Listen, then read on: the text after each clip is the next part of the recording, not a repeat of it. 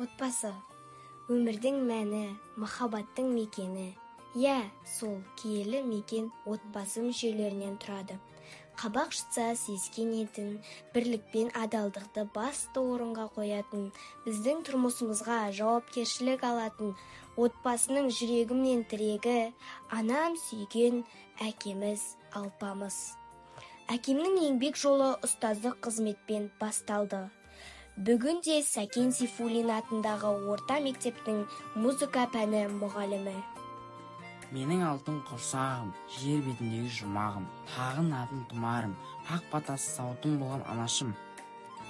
Махаббат, жылулық, мейірім, осы бір нәзік сезімдер әйел затына тиесілі. Менімен ойын әр кезде ұштастырып, мені барынша қолдай білетін балаларымның анасы Жәудір. Біздің отбасы осындай.